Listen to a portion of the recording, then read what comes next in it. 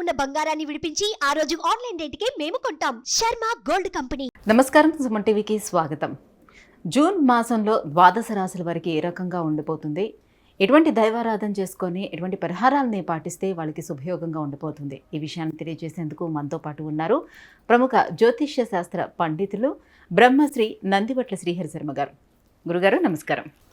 వాగర్థావివ సంపృక్తౌ వాగర్థ ప్రతిపత్తయే జగతః పితరౌ వందే పార్వతీ పరమేశ్వరౌ. సదాశివసమారంభాం శంకరాచార్య మధ్యమాం అస్మదాచార్యపర్యంతం వందే గురుపరంపరాం. ఆదిత్యాయ చ సోమాయ మంగళాయ బుధాయ చ గురుశుక్రశనిభ్యశ్చ రాహవే కేతవే నమః. గురుగారు, మకర రాశి వారికి ఈ జూన్ మాసం ఎలా ఉండనుందో తెలియజేస్తారా? మకర రాశి వారికి ఈ జూన్ నెల మాసం ఏ విధంగా ఉండబోతుందనేటువంటి తెలియజేసుకునే ముందు ఈ జూన్ నెల మాసంలో ఉన్నటువంటి గ్రహ సంచారం ఎలా ఉందో తెలుసుకుందాం. మకర రాశి వారికి ద్వితీయమందు శని, తృతీయమందు రాహువు, చతుర్థమందు కుజుడు, పంచమందు రవి, గురు, శుక్ర, బుధ, అలాగే నవమందు కేతు. 14వ తారీఖు వరకు గ్రహ సంచారం ఉన్నప్పటికీ 14వ తారీఖు నుంచి 30వ తారీఖు వరకు రవి, శుక్ర, బుధులు షష్టమ స్థానం సంచారం చేస్తుంటారు. కాబట్టి గమనించుకున్నట్లయితే మీ యొక్క వాక్కుకి, మకర రాశి వారికి మీ యొక్క వాక్కుకి మంచి స్థితి కలుగుతుంది. మీరు అనుకున్నటువంటి పనులలో మీరు ఏదైతే చెబుతారో అది అన్నీ కూడాను ఆచరించే విధంగా ఈ మకర రాశి వారికి ఉంటుందని చెప్పవచ్చు. ముఖ్యంగా గమనించుకున్నట్లయితే అద్దె ఇంట్లో ఉన్నటువంటి వారికి కొంత మార్పులు జరిగేటువంటి అవకాశాలు ఉన్నాయని చెప్పవచ్చు. ఇక గమనించుకున్నట్లయితే మకర రాశి వారికి ప్రధానంగా అర్ధాష్టమ కుజుడు అనగా చతుర్థ స్థానంలో కుజ సంచార ప్రభావం చేత చేస్తున్నటువంటి వృత్తి వ్యాపారాల్లో ఆటంకాలు అలాగే సమస్యలు అధికమవుతాయని చెప్పవచ్చు. ఇక గమనించుకున్నట్లయితే ప్రధానంగా ఈ నెల అంతా కూడాను జీవిత భాగస్వామితో కానీ, వ్యాపార భాగస్వామితో కానీ, లేదా ఎవరితో మీరు వర్క్ చేస్తారో, ఎవరితో కలిసి పనిచేయాలనుకుంటారో వారితో ఎక్కువగా వాగ్వివాదాలు పెట్టుకోకండి. ఇది నియమంగా పెట్టుకోండి ఈ నెలంతా కూడా. తద్వారా మీరు సేఫ్ సైడ్లో ఉంటారు, ప్రశాంతంగా ఉంటారు. లేనిపోని సమస్యలు కొని తెచ్చుకునే దానికంటే ముందుగా ఈ నెలంతా కూడాను ప్రశాంతతని పొందే విధంగా మీ యొక్క ఆలోచనలు ఉండాలి. వస్తాయి, మనిషిని టెంప్ట్ చేసే విధంగా వస్తాయి, కానీ అదిమి పట్టుకొని స్థితి కలిగినటువంటి వాడే విజయాన్ని పొందుతాడు, వాళ్ళే పైకి వస్తారు అనేటువంటి సూక్తిని అనుసరించి ఎంత మీరు ఉద్రేకపడేటువంటి సంఘటనలు మీకు కనబడ్డా చాలా మటుకు మీరు యొక్క మనసుని కంట్రోల్లో చేసుకొని ఉండండి. ఎదుటి వాళ్ళతో వచ్చి వాగ్వివాదాలు తగ్గుతాయి. ఇది ఒక్కటే ప్రధానంగా ఈ యొక్క మకర రాశి వారికి జూన్ నెలలో వచ్చేటువంటి ఇబ్బందులు. ముఖ్యంగా విదేశీయానం, విదేశీ విద్యకు సంబంధించిన చేయ ప్రయత్నాల్లో కొంతవరకు కొలిక్కి వస్తాయని చెప్పొచ్చు. 14వ తారీఖు నుంచి 30వ తారీఖు వరకు గ్రహ సంచార మార్పు ప్రభావం చేత, రవి, శుక్ర, బుధుల యొక్క ప్రభావం చేత రుణములు తీర్చుకుంటారు, లేదా మీకు రావాల్సినటువంటి రాణి బాకీలు వస్తాయి. ఉద్యోగార్థులకి అధికారుల యొక్క అండదండలు అధికంగా ఉండడం కారణం చేత అనుకున్న చోటికి బదిలీ కావడమో, లేకపోతే ఉన్నత ఉద్యోగ ప్రాప్తి కలగడమో అనేటువంటిది ఈ యొక్క జూన్ నెలలో 14వ తారీఖు నుంచి 30వ తారీఖు మధ్యలో గోచరిస్తుందని చెప్పవచ్చు. ఇక నూతన వ్యక్తుల యొక్క పరిచయ ప్రభావం మిమ్మల్ని కొంత ఇబ్బందికి గురి చేస్తుంది. తద్వారా ఇబ్బందికర పరిస్థితులు ఎదురవుతాయి. మీ యొక్క సంతానం అభివృద్ధి మీకు ఆనందాన్ని కలిగించే విధంగా ఉంటుందని చెప్పవచ్చు. అయితే కంటి సంబంధమైనటువంటి ఇబ్బందులు ఎదుర్కొనే అవకాశం లేదు, కాబట్టి జాగ్రత్తలు పాటించండి. ఇక గమనించుకున్నట్లయితే 8వ తారీఖు, 9వ తారీఖు, 12వ తారీఖు, 13వ తారీఖు, 14వ తారీఖు, 22వ తారీఖు, 23వ తారీఖు, ఈ యొక్క 7 రోజులలో మీరు మానసికమైనటువంటి ప్రశాంతతని కోల్పోతారు. ముఖ్యంగా 8, 9 తారీఖుల్లో మీరు కనుక చూసుకున్నట్లయితే మీరు సామర్థ్యానికి మించి పనిచేయాల్సినటువంటిది, మీ యొక్క పనితనాన్ని చూసి మెచ్చుకునే వాళ్ళు ఉండరు, కాబట్టి మిమ్మల్ని డిస్కరేజ్ చేసే వాళ్ళే ఎక్కువగా ఉంటారని చెప్పవచ్చు. ఇక 12, 13, 14 తారీఖులో కనుక చూసుకున్నట్లయితే ప్రధానంగా మీకు కొంత సమస్యలు, వాహనాన్ని నడిపేటప్పుడు కొంత ఇబ్బందికర సమస్యలు ఎదురయ్యే అవకాశం, కాబట్టి జాగ్రత్తలు పాటించండి. హెల్మెట్ పెట్టుకొని వాహనం నడిపే ప్రయాణాల్లో మీరు పాలు పంచుకోండి. తద్వారా మీకు కొంత సమస్యలు అనేటువంటి దూరం అవుతాయని చెప్పవచ్చు.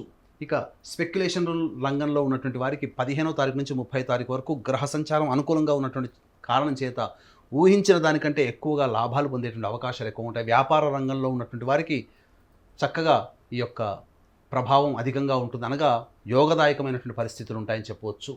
15వ తారీఖు నుంచి 30వ తారీఖు వరకు గ్రహ సంచారం అనుకూలంగా ఉన్నటువంటి కారణం చేత అన్ని రకాలుగా మీరు లాభాలు పొందుతారు. ముఖ్యంగా గమనించుకున్నట్లయితే మకర రాశి వారికి ఏలిన నాటి శని ప్రభావము ఉన్నటువంటి కారణం చేత, ఎంతైనా రాశ్యాధిపతి శని అయినప్పటికీ కూడాను నిష్పక్షపాతి శని భగవాన్ కాబట్టి కొన్ని సమస్యలు తప్పవు. ఆ సమస్యల నుంచి బయటపడాలి అనుకుంటే దైవానుగ్రహాన్ని పొందే ప్రయత్నం తప్పకుండా చేయాలి. అదృష్టవశాత్తు జూన్ 6వ తారీఖు రోజున శనీశ్వర జయంతి ఏర్పడబోతుంది. అనగా శనీశ్వరుని యొక్క పుట్టినరోజు.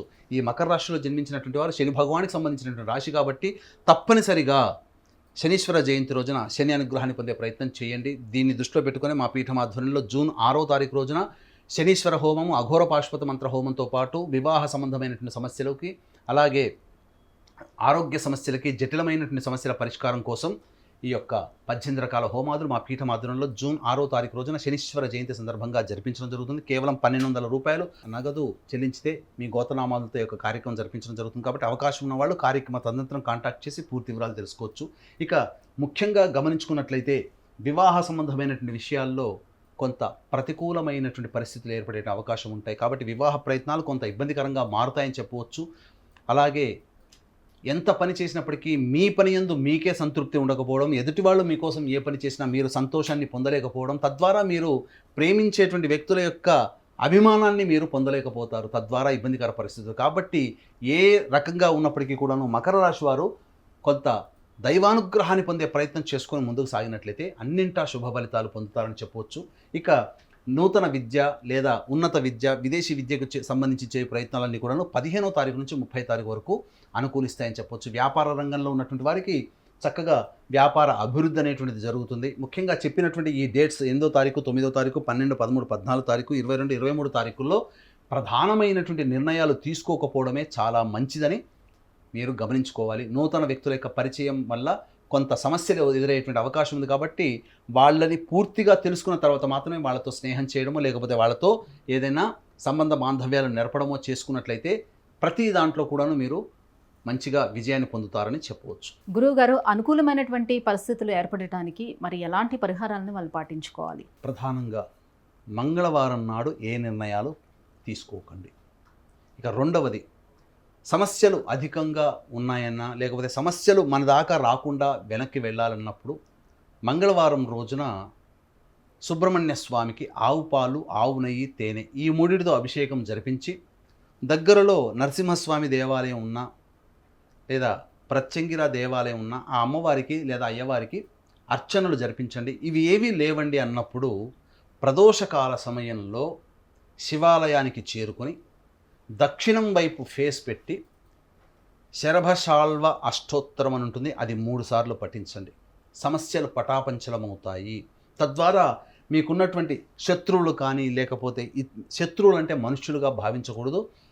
మన ప్రయత్నంలో మన అభివృద్ధికి ఎదురయ్యేటువంటి ఆటంకాలే మనం శత్రువులుగా భావించుకొని ఆటంకాలు తొలగిపోవాలనే భావనతో మీరు ఈ యొక్క పరిహారం పాటించండి.